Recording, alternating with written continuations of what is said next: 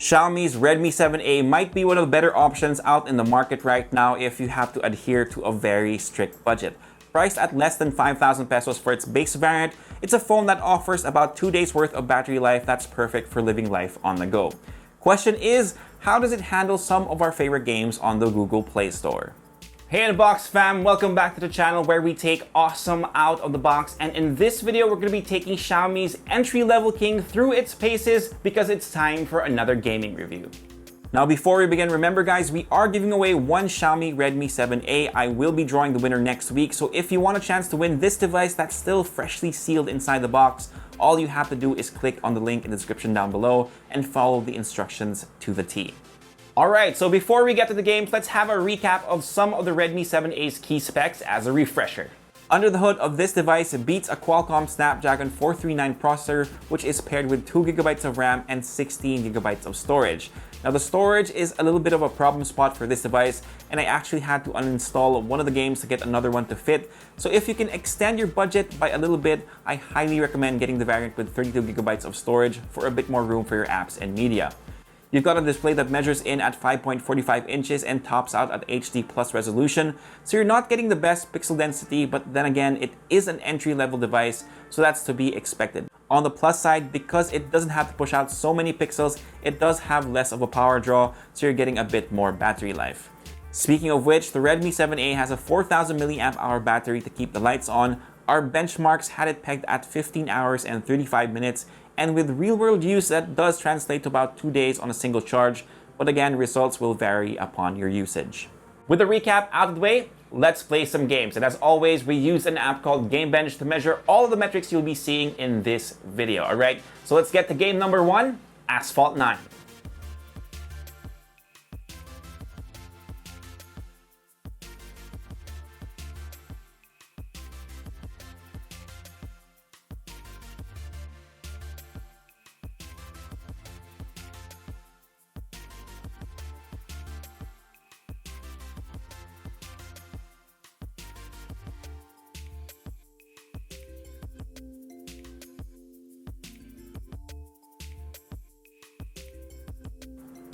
We played Asphalt 9 on the lowest settings to prioritize performance, and sadly, that didn't improve the numbers we were seeing.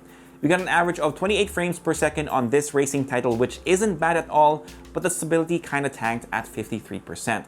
You are still able to race quite smoothly, but be prepared for a couple of dips here and there, especially when there's a lot of action happening on screen.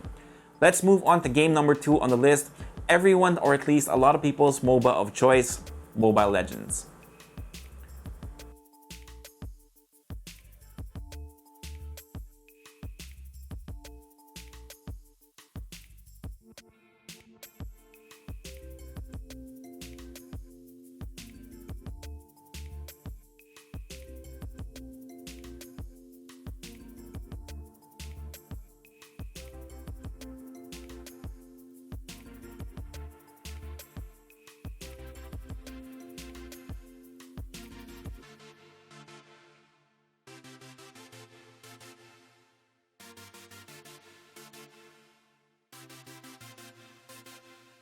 We were very surprised with the results we got on this title, and we actually pushed the settings to as high as we could.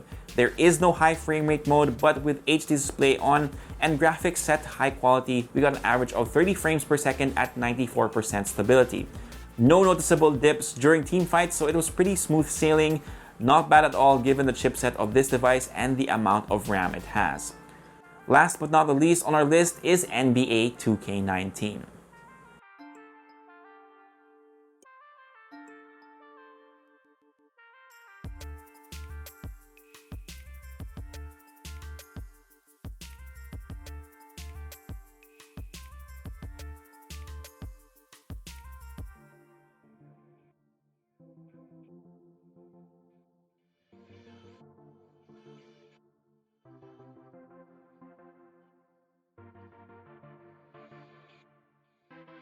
For this title, we had everything on ultra low or off to really maximize the phone's potential, and surprisingly, we got an average of 60 FPS at 96% stability, which really had us scratching our heads.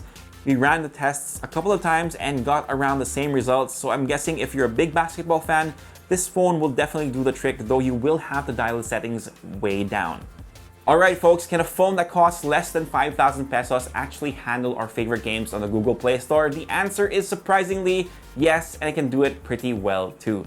Now, I would shy away from graphically intensive games, but if you're just looking for a phone that can play Mobile Legends and are working on a tight budget, this is a solid option that you should definitely check out. Again, the Xiaomi Redmi 7A is priced at 4,790 pesos for the one with 2GB of RAM and 16GB of storage, and the one with 2GB of RAM and 32GB of storage costs 5,290 pesos. I really suggest extending your budget slightly to this one so you have a little bit more room for photos, videos, and other apps. Okay guys, so that pretty much does it for the gaming review. Now let's check out some comments from the previous video and try to answer some of your questions. Now this comes from the Blackpink limited edition Samsung Galaxy A80 unboxing, and the first comment comes from Daniela Garcia Lupi, and she asks, where did you buy it? Well, first of all, hi Daniela. Carlo actually was able to buy the Samsung Galaxy Blackpink limited edition. I think it was somewhere in Mega Mall, but I know that the stocks are rather limited. So if you're interested in picking it up, I would check the areas around you or maybe call in to see if it's there first. I would also check out the Samsung concept stores first. So there you have it. I hope that answers your question. Alright, the second comment comes from you, Francis Alquisalas, who writes, if you compare the Asus Zenfone 6 and the A80, in my opinion, the Zenfone 6 is flippin' fun and the A80 flippin' wrong, but I'm not offending the A80, it's just an opinion. First of all, your opinions are welcome here, but just a pro tip guys, keep it classy in the comment sections. We do accept constructive criticism and we definitely respond better to that. But yeah, the Asus Zenfone 6 definitely has a lot going for it.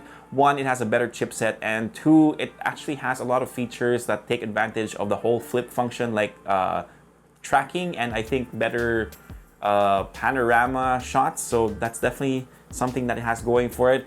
But the problem is I don't think it has a launch date in the Philippines. So sadly that changes in the next couple of days or weeks.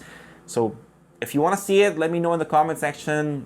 Hopefully Asus changes their mind or does something about it. Never know. Alright, so we're only doing 3 for this video, and the last comment comes from Nehemiah Miralo, and he writes, blink here, I wished Atelia did the unboxing of this because I think this kind of content suits her. No offense, Sir Jamie, hehe, more power. No offense taken, I actually replied to your comment already, but I definitely agree Leia would have done a better job unboxing the Blackpink limited edition Samsung Galaxy A80, but she was enjoying time with her family in the US, so I was left to do the unboxing myself. So yeah, that happened. Alright guys, so that pretty much does it for this video. If you want us to read your comments, feel free to ask us anything down below, but again, keep it classy. If you like this video, give us a thumbs up, sub to the channel, and hit that notification bell so you don't miss out on any of our content. For the latest tech news and gadget reviews from the Philippines, head to unbox.ph, plus follow us on Facebook and on Instagram. My name is Jamie, peace, God bless, and I'll see you guys next time.